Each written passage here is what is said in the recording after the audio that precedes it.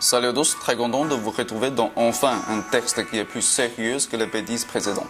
Oui, je sais, il fait un peu d'art ce nouveau texte, mais enfin, je peux prendre le temps pour le faire. Et cette fois-ci, c'est encore une marque qui s'appelle Cisco qui sort de nulle part pour nous proposer deux modèles visant le milieu de gamme et le haut de gamme.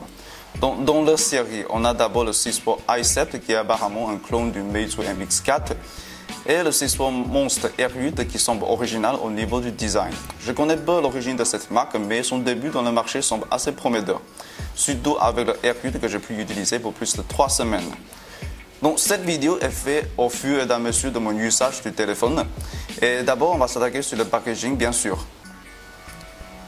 La boîte est absolument une démonstration de la force de cette marque. L'ensemble du look a l'air vraiment badass avec la grosse inscription Monster sur la face avant. Le thème esthétique ensemble est bien sombre et froid, mais cela correspond au design de l'engin. Sur la face dessous, tous les caractéristiques principaux sont clairement indiquées. À l'intérieur de la boîte, on retrouvera plein d'accessoires. Pour résumer, c'est du luxe là-dedans. Les accessoires de nettoyage et la protection de l'écran en verre trompé sont ouverts avec toutes les sortes qui sont de base. La marque se montre plutôt généreuse avec tous ces trucs-là. Mais il faut un flip cover de plus pour que le ROF soit canon. Ok, assez parlé des accessoires, quoi du téléphone lui-même. Deux mots pour résumer le design de la machine, original et économique. Le confort pour la prise en main est toujours problématique pour les grosses phablettes à plus de 5 pouces, mais ce monstre se montre plutôt intelligent en face de ce challenge. La coque narrier imitation tissu fait un facteur incontournable. Ça c'est pas trop au but anti-déparant, mais c'est vraiment agréable à toucher. La ligne de contour c'est plutôt sexy puisque c'est du métal coupé avec une couche de peinture pour simuler un peu la sensation de gaucho. Tout ça rend le téléphone presque impeccable au niveau du confort. En plus, on a aussi tenu compte de la légèreté. Un 5,5 pouces à 167 grammes est plutôt pas mal. L'emplacement des boutons physiques est correct et c'est facilement accessible pour les doigts. La LED est bien voyante même dans notre plus gros éclairé. Le seul bémol en termes d'économie, à mon avis, c'est bien évidemment sa taille pénalisante. Mais ça, c'est naturel et inévitable. Franchement, je crois que le fabricant a fait tout ce qu'il peut pour maximiser le confort pour la prise en main. La coque n'est pas amovible malheureusement, donc je anticipe un emplacement de 4 signes au format de 1 nano plus un micro sur le côté. Une chose qui est vraiment regrettable, qu'il n'existe pas de slot pour la carte micro SD. Vu ça, je me demande si cette négligence est faite express pour réduire le coût. Si c'est le cas, j'en suis pas très fan. Globalement, le design de ce monstre est un succès. En plus, le nombre d'accessoires offerts le rend encore plus attractif. Bon, je ne vais pas beaucoup parler de son écran puisqu'il est confond en norme pour un haut de gamme chinois, pas de grands soucis au niveau de la qualité d'image. Au moins, pour les points essentiels comme l'onde de vue, le contraste, la saturation, je suis plutôt convaincu. Par contre, un certain degré de distorsion de couleur est constaté avec certaines applications. Ensuite, je vais continuer avec quelques caractéristiques remarquables du monstre. Sur son côté supérieur, on retrouvera une sortie infrarouge et tout de suite on pense à la fonction de la télécommande universelle. Oui, c'est fait justement pour ça. Parmi les applications préinstallées, on en retrouvera une conçue pour cette fonction qui m'éveille avec sa complexité. Bref, elle a réuni quasiment tous les signaux infrarouges de toutes les marques connues. La possibilité semble infinie. D'ailleurs, c'est tout à fait possible d'enregistrer les différents signaux venant d'une télécommande inconnue. Le choix de définition pour les signaux est vaste. On l'avait testé avec la TV Box chez moi et ça fonctionne plutôt bien.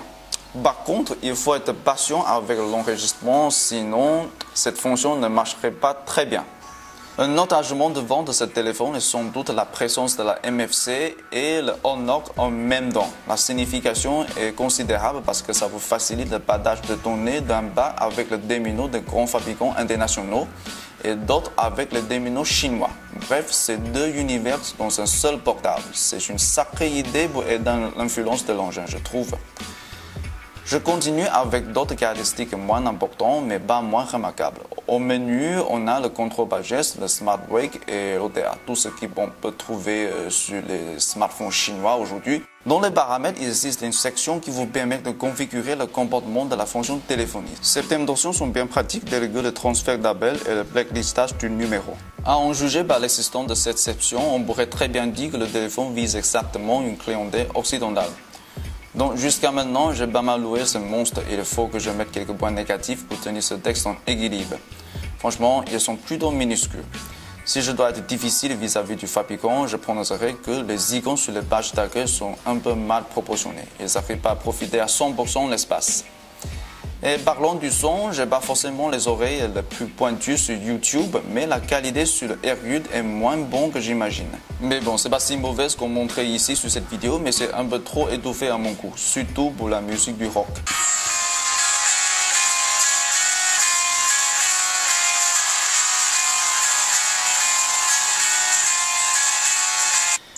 Et en plus, on n'entend pas très bien la basse pour certains genres de musique comme le G-Funk.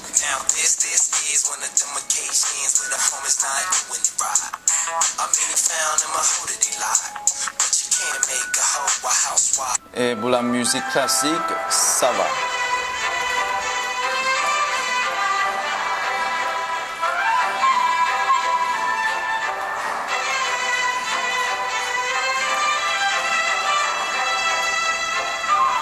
Je continue avec la puissance. Les résultats sur Geekbench sont plutôt prometteurs. Franchement, c'est ma première fois de voir Mediatek se faire reconnue par les autres benchmarks en tout.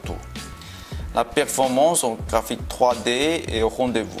Ce AirUd est chaussé d'une puce graphique, la Malice D760 et une mémoire vive de 3 Go. Déjà pour le benchmark iStorm Extreme, on n'a pas de souci au niveau fluidité et il faut rendre compte que la définition du texte est en Full HD. Le smartphone gère plutôt bien les gros jeux 3D, même pour le hyper gourmand Anomaly 2. De toute façon, au niveau de la puissance, je ne manquais pas du tout pour le AirUd. Mon retour sur ces capteurs principaux sont également positifs. Pour le GPS, on voit clairement du progrès au niveau de la rapidité de fixation. La boussole se comporte correctement sur le GPS texte, mais petit problème constaté au niveau d'orientation sur certaines applications. Au sujet du gyroscope, on est plutôt tranquille. Dans le jeu de course comme le Real Racing 3, rien d'anormal constaté. Je vais aussi traiter le sujet de la réception du réseau mobile. Pour un petit texte, on a préparé un Kingzone Z1 en plus pour faire la comparaison. Les deux portables utilisent le même réseau 3G, mais attention, les processeurs ne sont pas les mêmes. Dans notre local, les deux captent également bien le signal à l'intérieur et à l'extérieur. Par contre, quand le réseau est faible, les deux sont devenus également faibles. Je ne suis pas sûr si la réception du réseau a quelque chose à voir avec le processeur, mais vu que ces deux ne sont pas sur le même modèle, ça pourrait dire quelque chose sur le Mediatek 6595. La caméra n'a rien de très remarquable sur le papier, mais pour un usage réel, je la trouve plutôt performante, surtout pour la prise en macro, soit en photo, soit en vidéo. Le rendu des couleurs fait très correct dans la plupart des cas et ça me plaît bien. Cependant, une fois l'éclairage naturel absent, les couleurs ont cette tendance d'axer sur les couleurs jaunes, surtout quand on utilise le double flash. Une chose qui m'impressionne est le contrôle de bruit pour les vidéos. En pleine rue, une partie considérable du bruit environnemental est filtrée.